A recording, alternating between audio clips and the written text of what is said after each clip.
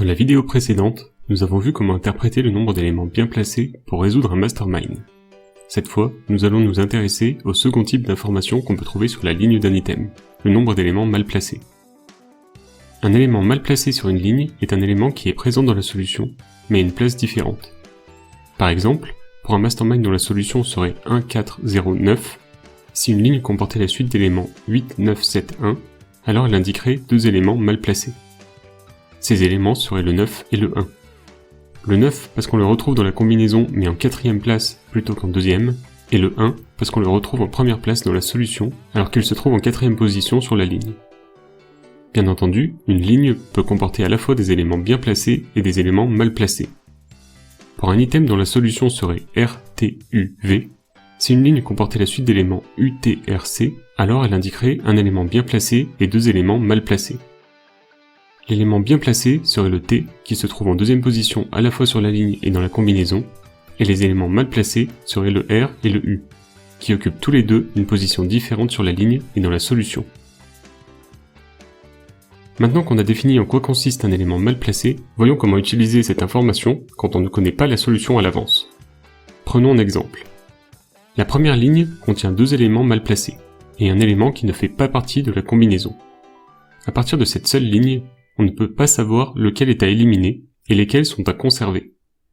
Mais on peut quand même savoir une chose. Aucun de ces éléments ne peut occuper la même place dans la solution que celle qu'il occupe sur cette ligne.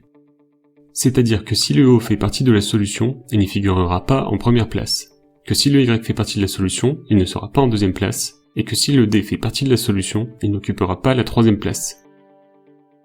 Sur la seconde ligne, les trois éléments qui composent la solution sont présents, mais pas dans le bon ordre, puisque les trois éléments sont notés comme mal placés.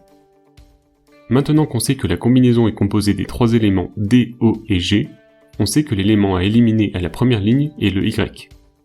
Ce sont les deux autres éléments, le O et le D, qui constituent les deux éléments mal placés sur cette ligne. Comment savoir où placer le D dans la solution? Sur la première ligne, il occupe la troisième position.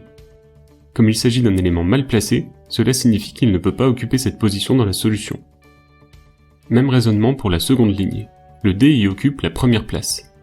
Comme il s'agit d'un élément mal placé, cela signifie qu'il ne peut pas occuper la même place dans la solution. Puisqu'il ne peut occuper ni la première place ni la troisième, il ne reste qu'une seule possibilité, la deuxième. Maintenant qu'on a déterminé que le D occupe la deuxième place dans la solution, intéressons-nous au O. Sur la première ligne, cet élément occupe la première place. Comme il s'agit d'un élément mal placé, il ne peut pas occuper la même position dans la solution. Il ne peut pas non plus occuper la deuxième place dans la solution, car on sait déjà que c'est le D qui l'occupe. Et de toute façon, sa position sur la seconde ligne exclut cette possibilité. Le O occupe donc la troisième place. En ce qui concerne le G, il occupe la dernière place restante, la première. La solution est donc GDO. Pour conclure cette vidéo, reprenons l'exemple de la vidéo précédente, qui mêlait éléments bien placés et mal placés. La première ligne, qui comporte uniquement des éléments bien placés, nous a déjà permis de réduire le nombre de combinaisons possibles à 3. Soit les deux éléments bien placés sont le premier et le deuxième, et dans ce cas la combinaison commencera par un A suivi d'un S. Soit les deux éléments bien placés sont le premier et le troisième, et dans ce cas la combinaison commencera par un A et finira par un D. Soit les deux éléments bien placés sont le deuxième et le troisième, et dans ce cas la combinaison finira par un S suivi d'un D. La seconde ligne, qui comporte cette fois des éléments mal placés, va nous permettre d'éliminer deux de ces trois possibilités. C'est plus particulièrement la position du D qui va constituer un point de départ pour résoudre ce mastermind. En effet, il occupe la même position sur les deux lignes. Or, la première ligne, qui ne contient que des éléments bien placés, lui interdit de figurer en première et deuxième place dans la solution. La seconde ligne, quant à elle, lui interdit de figurer en troisième place, puisqu'elle ne contient que des éléments mal placés. En conclusion, le D ne peut occuper aucune des trois places de la solution. Il s'agit tout simplement d'un élément à éliminer et on peut le rayer.